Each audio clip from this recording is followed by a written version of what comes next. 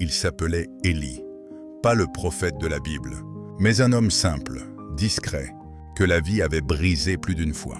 Il avait perdu son père jeune. Puis des années plus tard, sa femme tomba gravement malade. Les médecins parlaient peu, mais leur regard disait tout. Élie priait, encore et encore. Mais cette fois, rien ne semblait changer. Les nuits étaient longues, très longues.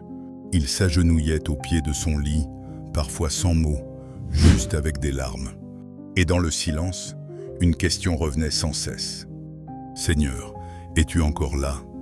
Un soir, épuisé, il ouvrit sa Bible presque au hasard. Ses yeux tombèrent sur ces mots.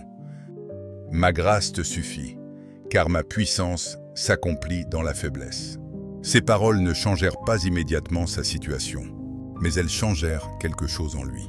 Le lendemain, rien n'était réglé. La maladie était toujours là, la douleur aussi. Mais Élie se releva autrement. Il ne priait plus seulement pour que Dieu change les circonstances. Il priait pour que Dieu le fortifie dans les circonstances. Chaque jour, il choisissait de croire, même quand son cœur tremblait.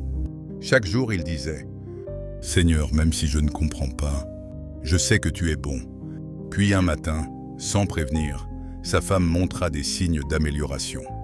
Lentement, très lentement, la vie revint. Mais le vrai miracle n'était pas seulement physique. Le vrai miracle, c'était cet homme, debout au milieu de l'épreuve, qui avait appris à s'accrocher à Dieu, non pas pour ce qu'il donne, mais pour qui il est. Parole de force. Dieu ne promet pas une vie sans tempête, mais il promet d'être présent au cœur de la tempête. Ce que cette histoire nous enseigne.